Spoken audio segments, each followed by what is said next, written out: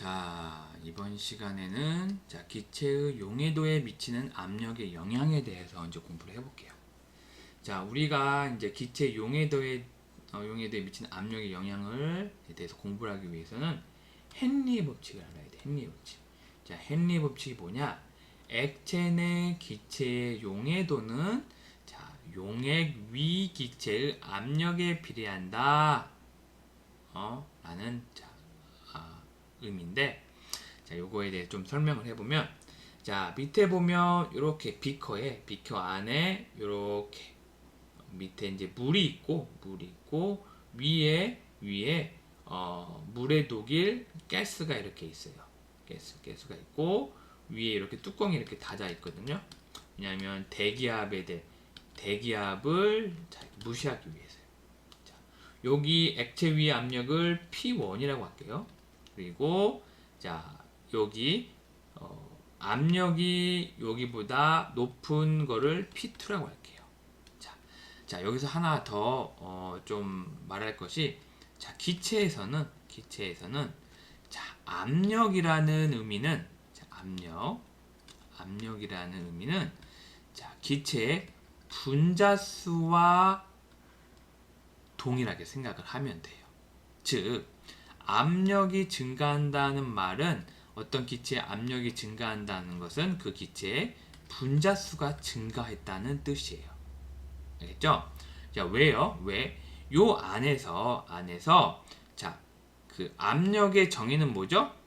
단위 면적당에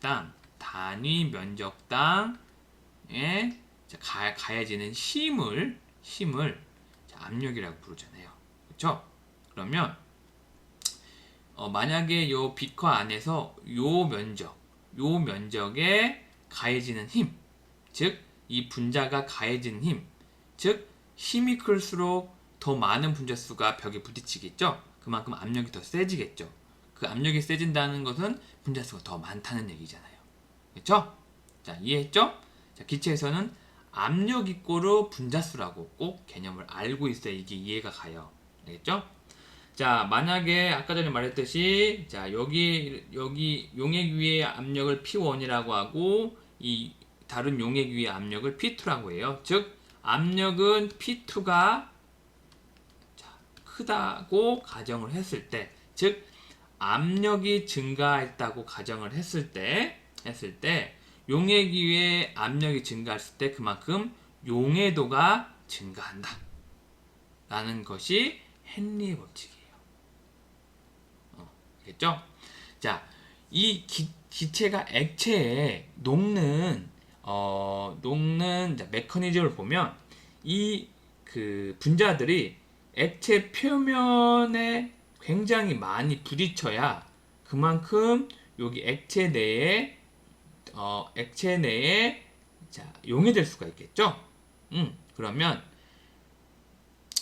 용해도가 증가했다는 의미는 용액 위에 이 분자들이 용액의 표면에 막 부딪혀서 용액 내에 용해가 됐다고 한다는 것이고, 그리고 또 다르게 말하면 용액 안에 있는 분자들이 이렇게 밖으로 이렇게 나가기도 하잖아요. 그렇죠? 즉, 그 용액 위의 분자들이 용액에 들어가서 용해되는 분자수랑, 그렇죠? 그다음에 용액 내에 있는 분자들이 용액 바깥으로 나가는 분자수가 이렇게 같아질 때 그때 압력을 P2라고 하거든요. 그러니까 용액 위의 기체의 압력은 평형 상태일 때의 압력을 의미해요. 그쵸? 평형 상태가 뭐라고 했죠? 평형 상태. 시간에 따라서 우리가 관심 가지는 어떤 것이 변하지 않는 상태라는 거죠. 그쵸? 즉, 아까 전에 말했듯이 용액 내에서 용액 밖으로 나가는 이 분자수의 속도랑 용액 바깥에 있는 위에 있는 분자가 용액 안으로 들어가는 이 속도랑 같아질 때, 즉 평행 상태일 때의 압력을 그때를 P2라고 부른다 라고 알고 있으면 되겠습니다. 자, 그래서 헨리의 법칙은 간단하게 식으로 표현할 수가 있어요. 자, 그래서 C는 KP라고 하는데 이 C는 자, 용해된 기체의 몰 농도예요. 몰 농도. 용해된 기체의 몰 농도. 그러니까 이 용액 안에 녹아 들어가는 기체의 몰 농도. 즉 몰 농도니까 뭐 리터당 리터 퍼 몰이겠죠? 그다음에 P는 아까 전에 말했듯이 평형 상태예요. 평형 상태. 즉 평형 상태에서의 여기 용액 위에 기체 압력을 자, 나타내는 거고, 그리고 K는 자, 주어진 기체에 대해 온도에만 의존하는 상수예요. 온도. 즉, 요 K는 이 시스템에서 온도가 달라지면 이 K 값도 달라지는 거예요. 알겠죠? 그래서 헨리의 법칙은 자, 용해된 기체의 몰 농도는 자, 헨리 상수 K 곱하기 자, 평형 상태에서의 용액 위의 압력의 곱과 같다. 요게 헨리의 법칙이다. 자, 알겠죠? 자, 그래서 이제 우리가 이제 문제 한번 풀어볼게요. 문제. 자, 헨리의 법칙에 대한 문제예요. 문제.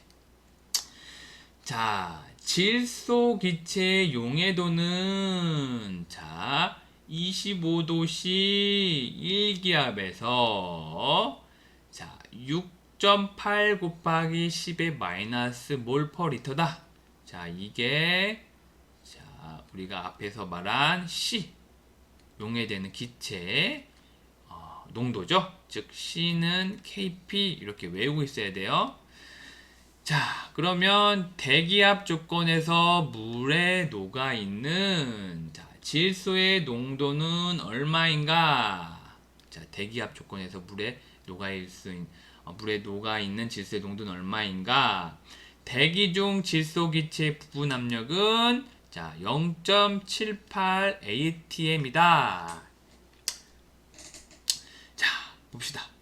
자, 먼저 자, 여기 비커가 이렇게 있죠? 비커가 있는데 이렇게 뚜껑이 이렇게 닫아 있습니다. 닫아 있고 여기에 자, 물이에요, 물이고 여기가 N2 가스로 이렇게 가득 차 있어요. 가득 차 있어. 그래서 25도실 때 자, 1기압에서는 자, 여기 이 N2가 물에 녹아 들어갈 수 있는 몰 농도는 6.8 곱하기 10의 마이너스 몰 퍼 리터예요. 그렇죠? 자, 그래서 대기압 조건에서 물에 녹아있는 질소의 농도를 구하려면 우리는 일단 뭘 구해야 되죠? 자, 몰 농도는 KP니까 이 헨리 상수 K를 먼저 구해야 되겠죠? 그렇죠? 응? 그렇죠? 자, 그러면 C는 KP에서 C는 6.8 곱하기 10의 마이너스 몰 퍼 리터고 는 K 곱하기 자, 대기압이 1이라고 했잖아요. 그 1 곱해주면 K는 6.8 곱하기 10의 마이너스 몰 퍼 리터 ATM 이렇게 나와요. 알겠죠? 자, 그래서 자, 대기압 조건이라고 했잖아요. 대기압 조건. 자, 그러면 요 뚜껑을 열어요. 열면 자, 대기압이 여기 이 물에 작용을 하잖아요. 그러면 여기가 이제 대기압이 되죠. 대기압 1 atm이죠. 이 대기압에는 자, 산소도 있고 질소도 있고 등등등이 있죠. 근데 여기서 이 N2의 자, 부분 압력은 0.78 atm이에요. 알겠죠? 그러면 요 N2 질소에 의해서 물에 녹아 들어갈 수 있는 자, 몰 농도는 어떻게 구해야 돼요?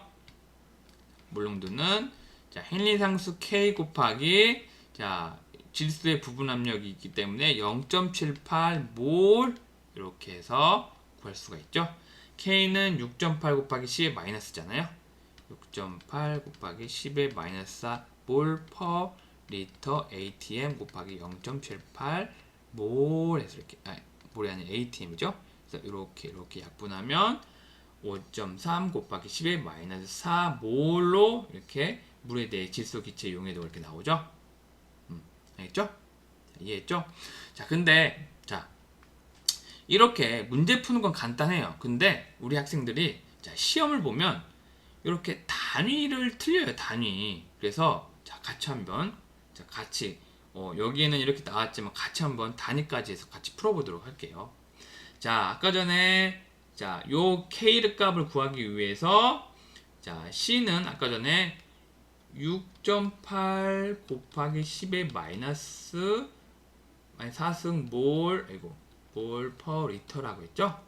는 K는 모르고 곱하기 자, 1기압에서 1ATM이죠? 1기압이니까 1ATM이요. 그래서 그러면 K를 구하기 위해서는 여기다가 1ATM을 각각 나눠주면 되죠? 그렇죠? 그러면 이렇게 약분되고 하면 이렇게 돼요. 요거를 어떻게 계산할 수가 있죠? 6.8 곱하기 10의 마이너스 4승 몰하고 뭐라고? 리터가 이거죠? 그렇죠? 그 다음에 1ATM이잖아요. 그렇죠? 그러면 여기를 분모, 여기를 분자라고 생각했을 때 분모는 여기 이 분모의 또 분모는 여기가 1이 될 수가 있죠? 그러면 여기 내양의 곱, 외양의 곱이 있거든요. 여기를 곱하면 리터 곱하기 ATM 분의 6.8 곱하기 10의 마이너스 4 몰 이렇게 되죠. 그렇죠? 맞잖아요. 그리고 요 단위만 계산을 해주면 6.8 곱하기 10의 마이너스 4 몰 퍼 리터 ATM 이렇게 되는 거예요. 자, 맞죠? 이렇게 맞죠? 그래서 요 단위만 이렇게 해서 해주면 돼요. 왜냐면 앞에 1이 있으니까 이것만 이렇게 곱해주면 되잖아요. 그죠? 이렇게 되는 겁니다. 이렇게 알겠죠? 요거를 좀 힘들어하는 학생들이 있는 것 같아요. 자, 그래서 여기 기체용해도 C를 구하면 자, 우리는 아까 이거 구했죠? 곱에다 0.78을 ATM 곱하면 자, ATM 이렇게 약분이 되겠죠. 그렇죠? 그러면 요거 곱하기 0.78은 5.3 곱하기 10 마이너스 3이 되고 몰 퍼 리터가 이렇게 되죠. 근데 몰 퍼 리터를 우리는 정의로 몰농도 M이라고 정의를 해서 이렇게 M이 이렇게 되는 거예요. 알겠죠? 자, 다음 넘어가 봅시다. 자, 잠깐 끊고 가도록 하겠습니다.